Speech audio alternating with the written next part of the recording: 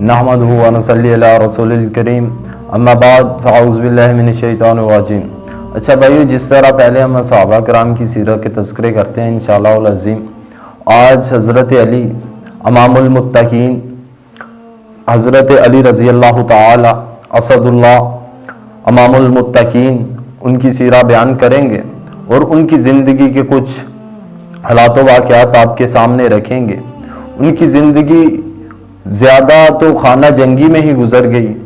बचपन नबी करीम सल्लल्लाहु अलैहि वसल्लम के साथ था, उसके बाद नबी करीम सल्लल्लाहु अलैहि वसल्लम के साथ जंगों में रहे, उसके बाद नबी करीम सल्लल्लाहु अलैहि वसल्लम की वफ़ात के बाद भी उनको जब खिलाफत का मसनद मिली तो फिर भी खाना जंगियों में ही उनकी ज़िंदगी बसर हो गई। अच्छा, हज़रत अली नबी करीम सल्लल्लाहु अलैहि वसल्लम के चचाज़ाद भाई थे और खुलफाए राशिद हज़रत अली रज़ी अल्लाह ताला, इनके वालिद हज़रत अबू तालब जो शुरू से ही नबी करीम सल्लल्लाहु अलैहि वसल्लम की हमायत किया करते थे और नबी करीम सल्लल्लाहु अलैहि वसल्लम ने इन्हीं के घर अपनी ज़िंदगी परवान चढ़ी नबी करीम सल्लल्लाहु अलैहि वसल्लम की, और नबी करीम सल्लल्लाहु अलैहि वसल्लम इन्हीं हज़रत अबू तालब के ज़ेरे साया ही रहे। और हज़रत अबू तालब की हमायत से, इसी घराने की हमायत से नबी करीम सल्लल्लाहु अलैहि वसल्लम ने मक्के के अंदर अपनी दावत दी और मुसलमानों की जितनी भी छोटी जंगें हुई हिजरत से पहले, वो सारी जंगों में हज़रत अली रज़ी अल्लाह ताला आप सल्लल्लाहु अलैहि वसल्लम के साथ थे। और हज़रत अबू तालब के दूसरे बेटे जो हज़रत जाफ़र तैयार थे, हज़रत तालब थे और हज़रत अकील थे, वो भी नबी करीम सल्लल्लाहु अलैहि वसल्लम के साथ रहे और इस पूरे घर ने नबी करीम सल्लल्लाहु अलैहि वसल्लम की हमायत की और नबी करीम सल्लल्लाहु अलैहि वसल्लम की खिदमत में ज़िंदगी गुजारी। इसी तरह हज़रत अबू तालब, एक वाक़या आता है इस तरह के, नबी करीम सल्लल्लाहु अलैहि वसल्लम और हज़रत अली इबादत कर रहे थे तो हज़रत अबू तालब पास से गुजरे तो देखा कि मेरा बेटा और मोहम्मद क्या कर रहे हैं।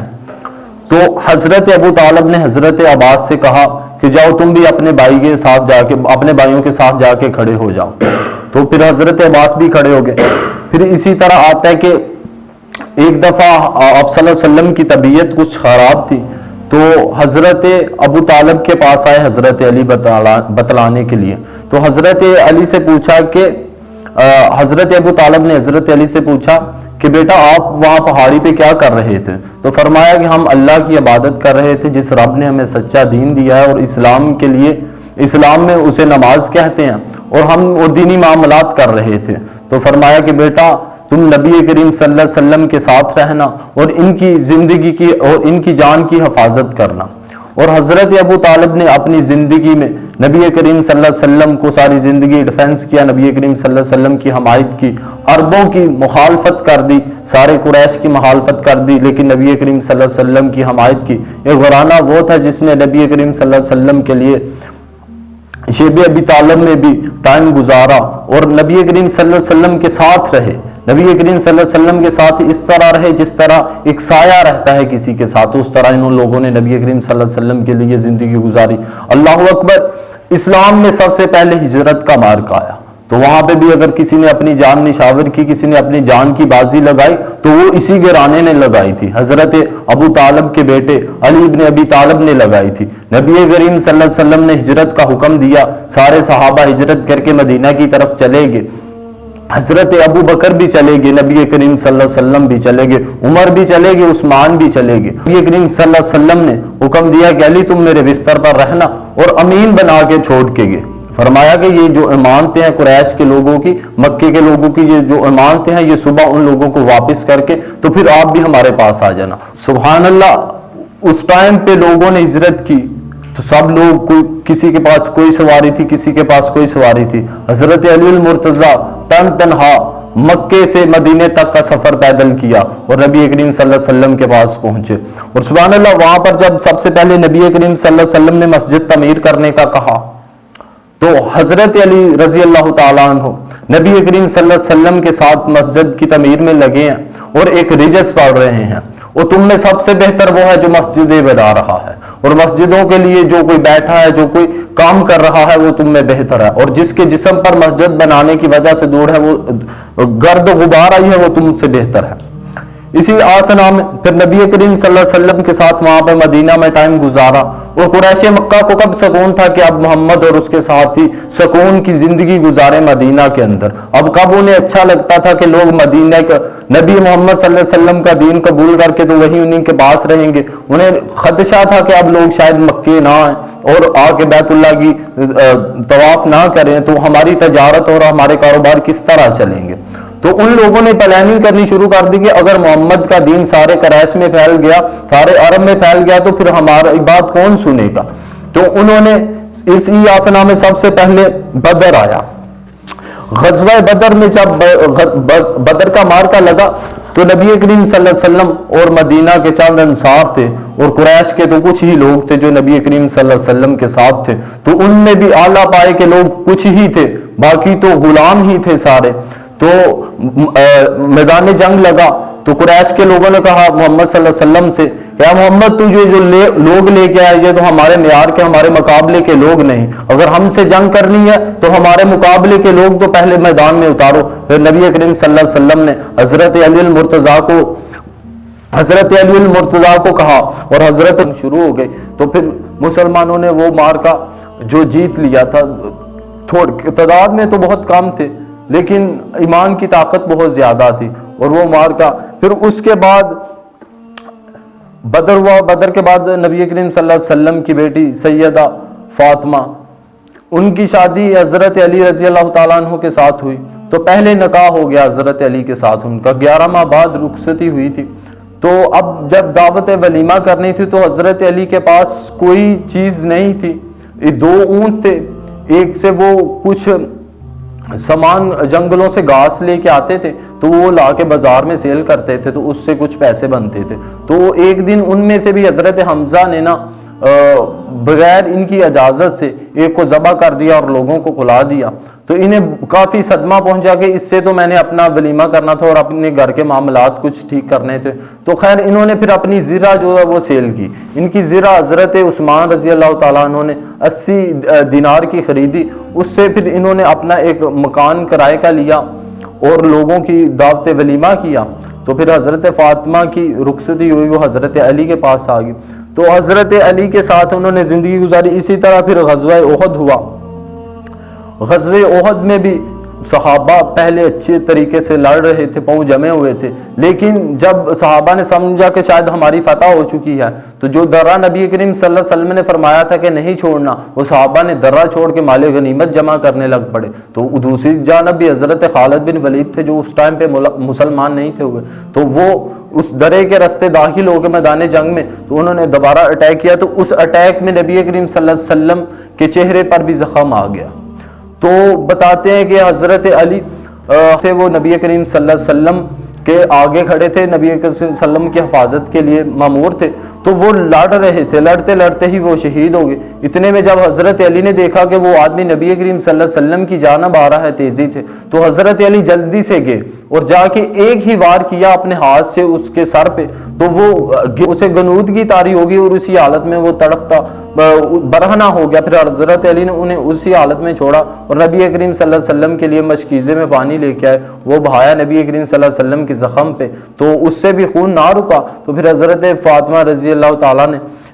کچھ کپڑا جلایا، پھر وہ راکھ نبی کریم صلی اللہ علیہ وسلم کے چہرے پر لگائی۔ اس کے بعد خندق ہوئی، خندق میں بھی اسی جان دلیری کے ساتھ لڑے۔ اس کے بعد صلح حدیبیہ ہوئی۔ اب صلح حدیبیہ حضرت عثمان کا نام اس میں لازم آتا ہے کہ یہ حضرت عثمان کو نبی کریم صلی اللہ علیہ وسلم نے اپنا سفیر بنا کے بھیجا تھا مکے کے اندر۔ عمرے کرنے کا ارادہ کیا تھا نبی کریم صلی اللہ علیہ وسلم نے، 1400 صحابہ تھے ساتھ میں۔ تو جب یہ وہاں حضرت عثمان 2-3 دن وہاں رکے واپس نہیں آئے تو نبی کریم صلی اللہ علیہ وسلم نے کہا کہ اب عثمان کا قصاص لیے بغیر ہم یہاں سے واپس نہیں جائیں گے،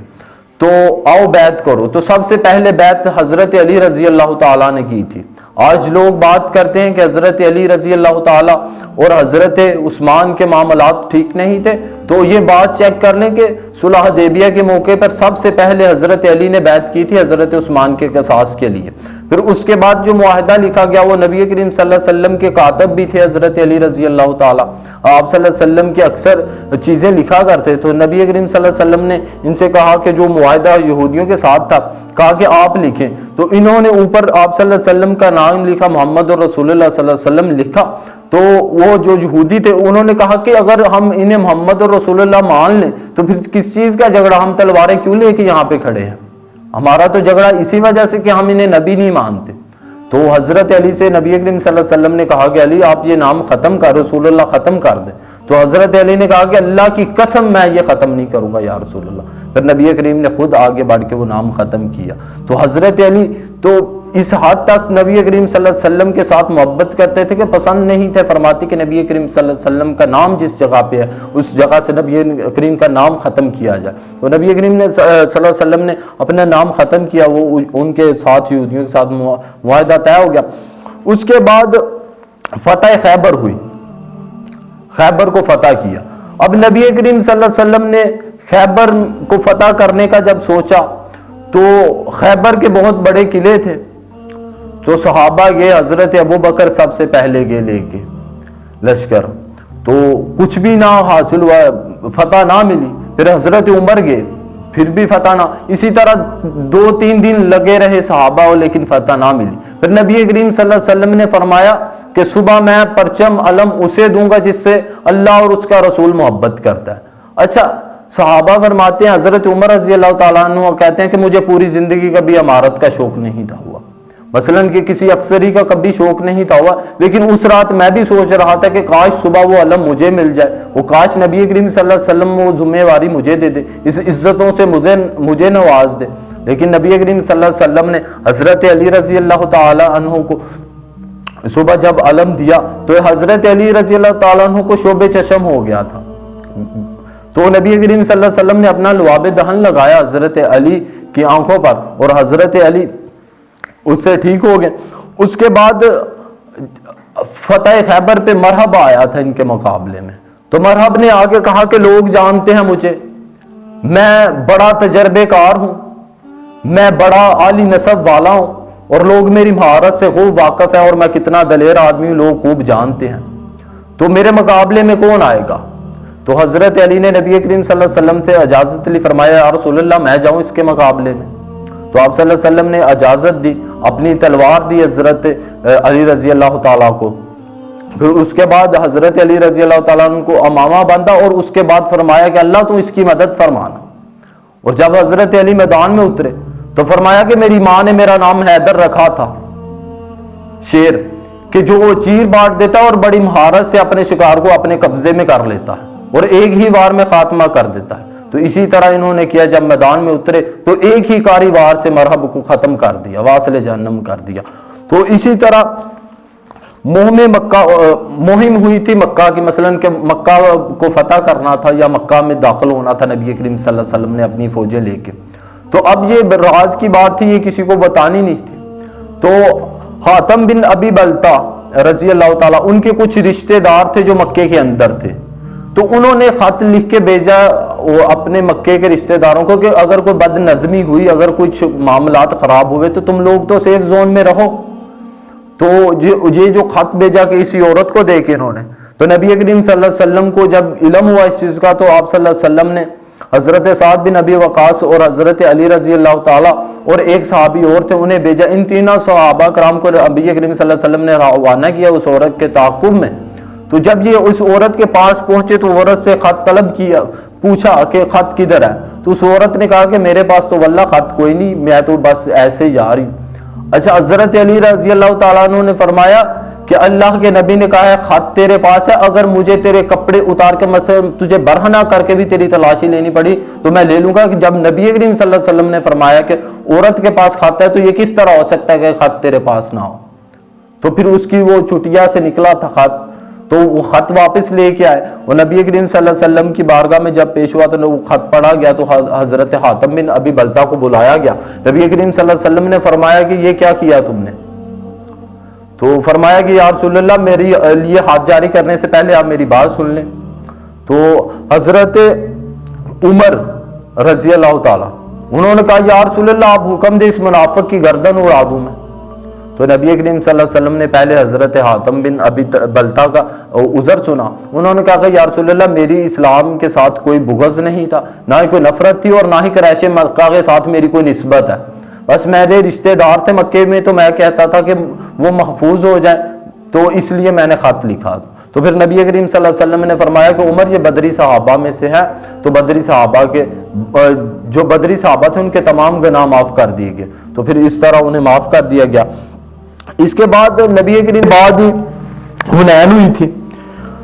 تو حنین کے بعد تبوک ہوئی تھی. تو تبوک میں نبی کریم صلی اللہ علیہ وسلم نے حضرت علی رضی اللہ تعالیٰ کو اہل بیت کی حفاظت کے لیے گھر چھوڑا تھا، ساتھ نہیں تھے لے کے. اچھا جب نبی کریم صلی اللہ علیہ وسلم تبوک سے واپس آئے تو فرمایا، علی رضی اللہ تعالیٰ عنہ نے فرمایا نبی کریم صلی اللہ علیہ وسلم سے کہ یا رسول اللہ آپ مجھے یہاں پہ چھوڑ کے گئے، لوگ مجھے تانے دے رہے کہ تھے علی تیری شجاعت کے تو تذکرے ہوا کرتے تھے، تیری بہادری کی تو لوگ باتیں کیا کرتے تھے، تو اب تو جنگوں میں جانا چھوڑ دیا، اب تو شاید ضعیف ہو گیا، اب تو سے جنگیں نہیں کی جاتی، اب پھر تو چوڑیاں پہن لے. تو فرمایا لوگ اس طرح کی باتیں کرتے ہیں یا رسول اللہ. تو نبی کریم صلی اللہ علیہ وسلم نے فرمایا کہ علی تیری میری نسبت اس طرح ہے جس طرح موسیٰ کی نسبت ہارون سے تھی، کہ جب حضرت موسیٰ کہیں باہر جاتے تھے تو اپنی قوم پہ حاکم بنا کے اپنے بھائی کو جاتے تھے، اپنے بھائی کو چھوڑ کے جاتے تھے، اسی طرح میں بھی تم کو چھوڑ کے گیا. وہاں پہ نبی کریم صلی اللہ علیہ وسلم نے فرمایا من کنت مولا فہذا علی مولا، کہ جس کا میں بھائی، جس کا میں دوست، جس کا میں سرپرست، اس کا علی سرپرست، علی اس کا دوست. یہ نبی کریم صلی اللہ علیہ وسلم نے فرمایا. اور نبی کریم صلی اللہ علیہ وسلم کی ایک حدیث ہے مسلم کے اندر کہ نبی کریم صلی اللہ علیہ وسلم نے فرمایا کہ علی کے ساتھ بغض مومن نہیں رکھتا اور علی کے ساتھ محبت منافق نہیں رکھتا. تو ایک حدیث یہ بھی ملتی ہے کہ نبی کریم صلی اللہ علیہ وسلم نے فرمایا کہ میں علی میں سے ہوں اور علی مجھ میں سے ہے. اور حضرت علی رضی اللہ تعالیٰ عنہ کی شان کی بات کریں تو ان کے لیے یہ بھی کافی تھا کہ وہ سیدہ فاطمہ کے شوہر تھے، اور ان کے لیے تو یہ بھی کافی تھا کہ وہ حضرت حسین کے باپ تھے، اور ان کے لیے تو یہ بھی کافی تھا کہ وہ حضرت حسن کے باپ تھے، وہ نبی کے داماد تھے، اور ان کے لیے تو یہ بھی کافی تھا کہ وہ نبی کے بھائی تھے، چچا زاد بھائی تھے. اور ان کے لیے تو یہ بھی کافی تھا کہ جب مکہ کے بت توڑے تھے تو وہ نبی کریم صلی اللہ علیہ وسلم کے کندھے مبارک پر بیٹھ کے حضرت علی نے توڑے تھے. تو اس طرح حضرت علی نے زندگی گزاری. پھر نبی کریم صلی اللہ علیہ وسلم نے ایک دفعہ حضرت خالد بن ولید کو یمن کی طرف روانہ کیا. تو فرمایا کہ وہاں لوگوں کی آپ جو ان سے تبلیغ کر کے آؤ. تو حضرت خالد بن ولید 3-4 ماہ وہاں پر لوگوں کی تبلیغ کرتے رہے، لیکن لوگوں میں کچھ اثر نہ ہوا. واپس آئے، نبی کریم صلی اللہ علیہ وسلم سے فرمایا کہ یا رسول اللہ لوگوں میں کچھ بدلاؤ نہیں آیا. تو نبی کریم صلی اللہ علیہ وسلم نے فرمایا کہ اب علی جائیں گے. تو حضرت علی نے کہا کہ یا رسول اللہ وہاں پہ تو لوگ بہت علم والے ہیں، پچھلی کتابوں کے بھی علم رکھتے ہیں، تو میں جا کے کیا کہوں گا. تو نبی کریم صلی اللہ علیہ وسلم نے حضرت علی سے فرمایا، ان کے سینے پہ ہاتھ لگا کے فرمایا کہ اللہ تیرا سینہ کھول دے اور تیری زبان میں اثر آ جائے. تو پھر حضرت علی فرماتے ہیں کہ میں وہاں پہ گیا ہوں، جب میں وہاں یمن پہنچا ایک تو میرا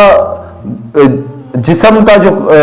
رنگت تھی وہ بھی تبدیل ہو گئی، اور دوسرا 3 یا 4 دن کی تبلیغ میں وہ یمن کے لوگ مسلمان ہو گئے. وہ نبی کریم صلی اللہ علیہ وسلم کی خاص دعا تھی حضرت علی رضی اللہ تعالیٰ عنہ کے لیے. تو اسی طرح پھر انہوں نے زندگی گزاری. نبی کریم صلی اللہ علیہ وسلم کی وفات ہو گئی. تو ابھی نبی کریم صلی اللہ علیہ وسلم تھوڑے بیمار تھے، تو نبی کریم صلی اللہ علیہ وسلم کی تمارداری حضرت علی، حضرت جعفر اور حضرت عباس یہی لوگ کیا کرتے تھے جو نبی کے گھر والے تھے، نبی کریم صلی اللہ علیہ وسلم کے زیادہ پاس رہتے تھے. تو حضرت عباس نے کہا حضرت علی رضی اللہ تعالیٰ سے کہ اللہ کی قسم میں بنو ہاشم کے چہرے پہچانتا ہوں کہ جب وہ موت کے قریب ہوتے ہیں تو میں ان کے چہروں کو پڑھ لیتا ہوں. تو قریب ہے کہ نبی کریم صلی اللہ علیہ وسلم اس دنیا سے چلے جائیں، تو تم نبی کریم صلی اللہ علیہ وسلم سے کچھ چیز اگر آپ نے کوئی بات کرنی ہے تو کہہ دیں. تو حضرت علی نے کہا کہ مجھے اس کی حاجت نہیں، مجھے اس کی ضرورت نہیں. تو پھر نبی کریم صلی اللہ علیہ وسلم کی وفات ہوگی. تو اس کے بعد کفن دفن کا سارا معاملہ حضرت علی اور حضرت عباس انہی کو ملا. بس قبر کھودنے کا ایک انصاری تھا، انہیں شرف حاصل ہوا تھا. تو اس کے بعد سقیفہ بنی سعد کا مسئلہ ہوا، اس میں حضرت علی انوالو بھی نہیں ہوئے، کیونکہ حضرت فاطمہ کو اپنے بابا کے جانے کا غم ہی بہت تھا، تو اس لیے 6 ماہ وہ زندہ رہی، تو حضرت علی بھی 6 ماہ اپنے گھر میں ہی رہے تھے۔ تو سیرہ نگار لکھتے کہ ان 6 مہینوں میں امام ندیم اپنی فہرست کتاب ہے ان کی، اس میں لکھتے ہیں کہ حضرت علی نے ان 6 ماہ میں قرآن کی ترتیب لگائی تھی، کہ قرآن جس ڈسپلن کے ساتھ نازل ہوا تھا اس ڈسپلن کے ساتھ انہوں نے اس کی ایک ترتیب بنائی تھی، تو وہ ترتیب بھی آج اسی طرح جسی طرح حضرت علی کی شان بیان کی جاتی ہے۔ آج نہ وہ ترتیب آج لوگوں کے سامنے، نہ حضرت علی کیا شان آیا لوگوں کے سامنے۔ تو پھر اسی طرح حضرت علی نے حضرت ابو بکر رضی اللہ تعالیٰ کی بیعت 6 ماہ بعد کی تھی، اس کے بعد پھر حضرت عمر رضی اللہ تعالیٰ، پھر حضرت عمر کی بیعت انہوں نے کی، اور حضرت عمر کے ساتھ ان کا حضرت عمر کی خلافت کا ٹائم ان کا اچھا گزرا، حضرت عمر نے انہیں قاضی مقرر کیا تھا، اور باقی ریاضی دان اچھے تھے، فوج کے معاملات میں حضرت عمر کو آج تو حضرت عمر کی بھی شان بہت ہے، لیکن جو چیزیں جن کے لیے تھی ان کے لیے بیان ہونی چاہیے تھی، وہ غلے کی تقسیم، وہ مال غنیمت کی تقسیم، فوج کے اصول و ضوابطے قانون، وہ حضرت علی رضی اللہ تعالیٰ تھے جنہوں نے یہ ساری چیزیں تحریر کی تھی، جنہوں نے یہ سارا اصول بنایا تھا، ایک سسٹم دیا تھا اسلام کو، وہ حضرت علی رضی اللہ تعالیٰ تھے جنہوں نے یہ ساری کیلکولیشن بتائی، حساب کس طرح کرنے ہیں، وظیفے کس طرح لگانے ہیں، نظام کس طرح چلانا ہے ملک کا، یہ حضرت اداروں کو چلانے کا حضرت علی رضی اللہ تعالیٰ عنہ نے مشورہ دیا تھا۔ تو پھر حضرت عمر فرمایا کرتے تھے کہ اگر علی نہ ہوتے تو میں ہلاک ہو جاتا، اگر علی نہ ہوتے تو میں ہلاک ہو جاتا۔ حضرت علی کی شان میں حضرت عمر رجز پڑھا کرتے تھے اور کہا کرتے تھے کہ اگر علی نہ ہوتا تو میں تو ہلاک ہو جاتا۔ حضرت علی اکثر معمولات میں حضرت علی سے حضرت عمر مشورہ کیا کرتے تھے، پوچھا کرتے تھے کہ علی اس طرح کر لے، علی اس طرح۔ حضرت علی کی حضرت ابو بکر، حضرت عثمان اور حضرت عمر بڑی عزت کیا کرتے تھے۔ آج تو وہ مقام بیان نہیں کیا جاتا، نبی کا داماد ہونے کی وجہ سے، نبی کا بھائی ہونے کی وجہ سے، حسن و حسین کا باپ ہونے کی وجہ سے دوسرے صحابہ ان کی بڑی تحریم کیا کرتے تھے،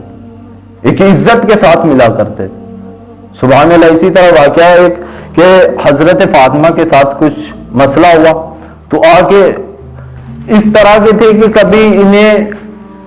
یہ نہیں تھا ہوا کہ میں اپنے ہاتھ سے کام کر رہا ہوں تو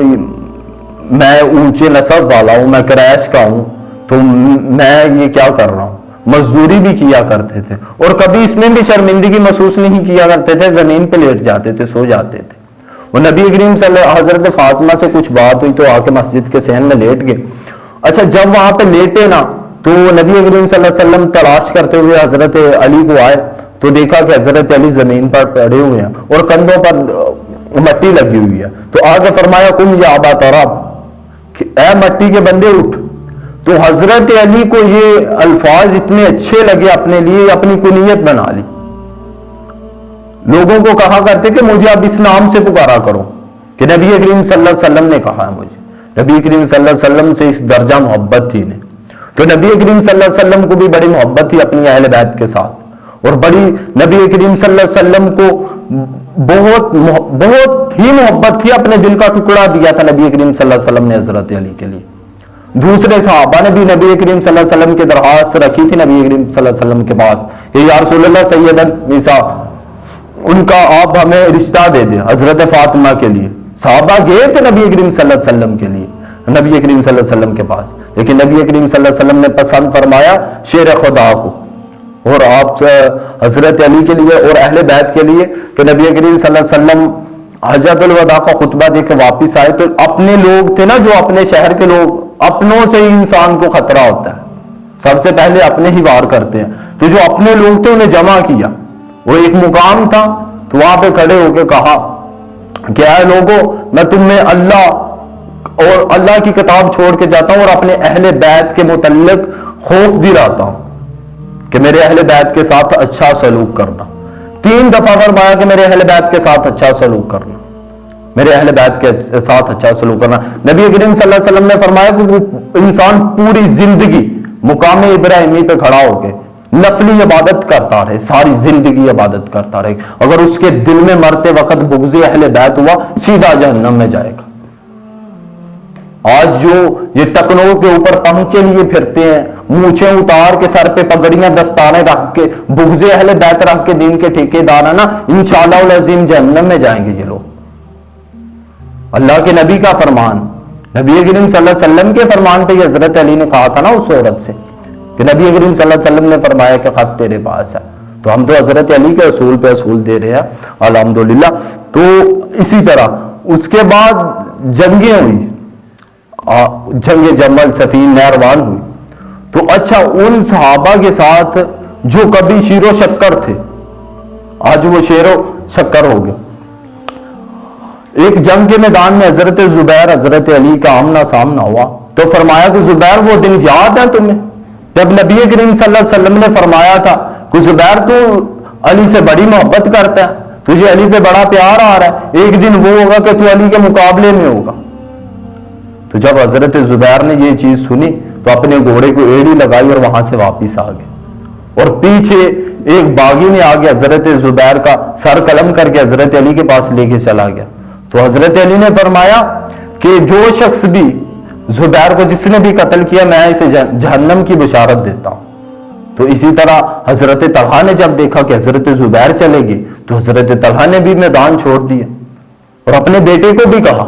کہ میدان چھوڑ دو۔ حضرت زبیر نے بھی اپنے بیٹے عبداللہ کو کہا کہ میدان چھوڑ دو، لیکن انہوں نے بات نہ سنی حضرت زبیر کی۔ اسی طرح حضرت طلحہ نے بھی اپنے بیٹے سے کہا کہ میدان چھوڑ دو، علی حق پر ہے۔ نبی کریم صلی اللہ علیہ وسلم نے فرمایا تھا فتنوں کے دور میں حق پہ علی ہوگا، تو حضرت علی حق پہ تھے۔ تو اچھا حضرت طلحہ وہاں سے نکلے تو اسے بھی وہ مروان نے تیر مار کے حضرت طلحہ کو گھٹنے پر تو شہید کر دیا تھا۔ تو اس طرح ان لوگوں نے حضرت علی کی زندگی تو خانہ جنگی میں گزری۔ تو ایک جنگ میں جب حضرت طلحہ کا بیٹا محمد بن طلحہ اس کا لاشا دیکھا تو رو پڑے۔ حضرت علی تو اپنے دشمن کی لاشوں پر بھی گریا کیا کرتے تھے، ان کے جنازے پر آئے حضرت علی رضی اللہ تعالیٰ نے۔ تو اس طرح حضرت علی نے، اور زہد اور قناعت کی بات کریں تو اس طرح کہ سیدہ فاطمہ اپنے گھر سے جو سامان لے کے آئی تھی، ایک چکی، ایک چادر یا کچھ مخصوص سا سامان جو زندگی گزارنے کے لیے لازم ہوتا ہے، وہ چادر بھی وہ تھی کہ جو اوپر لیتے تھے تو پاؤں ننگے ہو جاتے تھے، اگر سر ڈالتے تھے تو پاؤں ننگے ہو جاتے تھے، پاؤں ڈالتے تھے تو سر ننگا ہو جاتا۔ وہ چادر پوری زندگی حضرت علی کے گھر میں رہی۔ ایک چکی جو حضرت فاطمہ لے کے آئی تھی وہی رہی۔ جب کیسروں کی سرا کے خزانے بن کے نبی کریم صلی اللہ علیہ وسلم کو، تو حضرت فاطمہ نبی کریم صلی اللہ علیہ وسلم کے پاس کی کہ یا رسول اللہ مجھے کچھ عطا کر دیں، اب تو ہمارے پاس مال و دولت آ گیا۔ تو نبی کریم صلی اللہ علیہ وسلم نے فرمایا، وہ تسبیح فاطمہ کہا جاتا ہے آج اسے، کہ تسبیح تمہید اور تکبیر کہنا۔ تو حضرت علی اس طرح زندگی، ایک دفعہ مزدوری کے لیے نکلے، پہلی تو زندگی نبی کریم صلی اللہ علیہ وسلم کے پاس گزاری نا، تو کاروبار معاش کا کوئی فکر ہی نہ تھا، لیکن جب شادی کی تو گھر الگ ہو گیا تو پھر معاش کی بھی تھوڑی فکر ہونے لگی، تو مزدوری کے لیے نکلے۔ تو ایک آدمی تھا، وہ دیکھا کہ اسے یہ پانی نکالنا ہے اس نے کنویں سے اپنا، تو اس سے پوچھا کہ آپ کو مزدور کی ضرورت ہے؟ تو حضرت علی نے اس کی مزدوری کی، اچھا پوری دن مزدوری کر کے تو ایک مٹھی اسے کھجوریں ملی۔ تو وہ جب دیکھا واپس آیا، آپ صلی اللہ علیہ وسلم کو دی کھجوریں کہ یا رسول اللہ میں آج یہ لے کے آؤں، تو ہاتھوں پر ابلے پڑ گئے تھے۔ تو مزدوریاں کیا کرتے تھے حضرت علی رضی اللہ تعالیٰ۔ اپنے دور خلافت میں جب مال غنیمت کا مال آتا، بیت المال میں جب مال آتا، مال تقسیم کر کے بیت المال میں جھاڑو لگاتے، جھاڑو لگا کے تو وہاں پہ 2 رکعت نماز ادا کرتے، اور فرماتے کہ یہ جو 2 رکعت نماز ہے کل قیامت والے دن گواہ ہوگی کہ علی اپنے گھر کچھ نہیں تھا لے کے گیا۔ اس طرح کی زندگی گزاری تھی حضرت علی۔ حضرت علی کے متعلق بھی بتایا جاتا ہے کہ جب محمد بن طلحہ کی لاش دیکھی نا حضرت علی نے، تو اپنے بیٹے سے فرماتے ہیں کہ حسن کاش میں آج سے 30 سال پہلے مر جاتا، یہ دن تو نہ دیکھنے پڑتے مجھے۔ تو سیرت نگار دیکھتے ہیں کہ حضرت علی ان دنوں میں نا شہر کوفہ شہر شفٹ ہو گئے تھے، تو وہاں سے دور باہر چلے جاتے تھے، تو کنویں ہوتے تھے، تو کنویں کی مڈیر پہ بیٹھ کے نا تو رویا کرتے تھے کہ وہ شخص جس نے 8 سال سے لے کے اپنی جوانی اسلام کے لیے لگا دی، بچپن میں اسلام کو دیکھا، پروان چڑھتے دیکھا، آج اس کے سامنے شرازہ تقسیم ہو رہا ہے اسلام کا، وہ انسان تو نبی کریم صلی اللہ علیہ وسلم کی حدیث یاد رکھیو ذرا کہ نبی کریم صلی اللہ علیہ وسلم نے فرمایا کہ جب پچھلی قوموں میں قوم سمود میں جنہوں نے اونٹنی کو ذبح کیا تھا تو وہ شخص بدبخت تھا، میری امت میں بدبخت وہ ہوگا جو علی کا خون سے اس کا سر رنگ دے گا، اس کی داڑھی رنگ دے گا۔ اور پھر لوگوں نے پلاننگ کی، وہ جو کچھ لوگ نیوٹرل تھے، وہ جن کے بارے میں آج کہا جاتا ہے کہ وہ پسند نہیں تھے کرتے کہ مسلمانوں کے درمیان یہ قتل و غارت ہو رہی ہے، پسند نہیں تھے کرتے، ان لوگوں نے پھر پلان بنایا کہ حضرت علی کو بھی قتل کرا دیتے ہیں، حضرت معاویہ کو بھی قتل کرا دیتے ہیں، حضرت عمر بن عاص کو بھی قتل کرا دیتے ہیں، یہ لوگ قتل ہو جائیں گے تو معاملہ ہی ختم ہو جائے گا۔ صفا تھے یہ لوگ، جب تک جائیں گے نہیں یہ معاملہ ختم نہیں ہوگا۔ وہ خارجی تھے نا، اللہ اکبر، اور خارجیوں کا نام تو دیکھو کبڑا تھا۔ اچھا وہ کبڑے امام کے پیچھے لوگ لگ گئے تھے، آج تو دور ہی کچھ ہو رہا ہے۔ وہ سیرت نگار لکھتے ہیں کہ ایک ہاتھ ہی نہیں تھا اس کا، اور اس کے بازو پہ سفید بال تھے، مثلاً سفید چوہے کی طرح اس کا بازو تھا، اور اس کی کمر پہ کوہان بنی تھی اونٹ کی طرح، کبڑا تھا۔ وہ علی کے بغض میں لوگ کبڑے کے پیچھے لگ جاتے ہیں، آج تو دور ہی کچھ ہو رہا ہے۔ تو حضرت علی کی قتل کا پلان بنایا، عمر بن عاص بھی بچ گیا، امیر معاویہ بھی بچ گئے، حضرت علی رضی اللہ تعالیٰ عنہ کو شہید کر دیا۔ تو اللہ اکبر، اپنے دشمن کے لیے جو ان کا اخلاق تھا وہ تو دیکھیں، اپنے بیٹوں کو نصیحت کی، فرمایا کہ تلوار جو تھی وہ خون میں پان لگی تھی نا اسے، خون کی زہر کی، تو فرمایا کہ میں تو اب زندہ نہیں رہوں گا۔ وار کیا حضرت علی پہ جس شخص نے، ہم تو نام بھی نہیں لیتے اس کا، اچھا اس نے جب حضرت علی پہ وار کیا تو حضرت علی نے اپنے بیٹوں سے کہا، حضرت امام حسن سے اور حسین سے کہا کہ اب ہم زندہ تو نہیں رہیں گے، لیکن آپ کو وصیت کرے جاتے ہیں کہ جب آپ میرے دشمن کو قصاص لو تو تلوار کو تیز کر کے رکھنا کہ ایک ہی وار میں اس کا کام تمام ہو جائے۔ تو وہ جب اسے باندھا تو دیکھا کہ وہ گھبرایا ہوا ہے، تو اپنے بیٹوں کو فرمایا کہ اسے پانی پیش کرو، کوئی مشروبات اسے پیش کرو، کہ علی والے لوگ اس طرح کے نہیں ہوتے جو علی کو مانتے ہیں، الحمدللہ۔ تو اس طرح کی زندگی حضرت علی نے گزاری تھی۔ تو چیزیں تو بہت سی ہیں حضرت علی کی زندگی میں، ہم سے لوگ تو احاطہ ہی نہیں کر سکتے ان کی زندگی کا۔ ان کی زندگی بہت سے لوگوں نے لکھا ان کے بارے میں، اور لوگ چلے گئے، سیرت ان کی بیان نہ ہو سکی۔ تو سیرت بہت وسیع ہے۔ اللہ رب العزت جو کچھ حق کہا ہے سننے کی اور عمل کرنے کی توفیق عطا فرمائے، اور جذبات میں اگر کوئی غلط الفاظ کہہ دی ہیں تو اللہ آپ کے اور میرے دل سے انہیں خارج فرمائے۔ وآخر الدعوانا ان الحمد للہ رب العالمین۔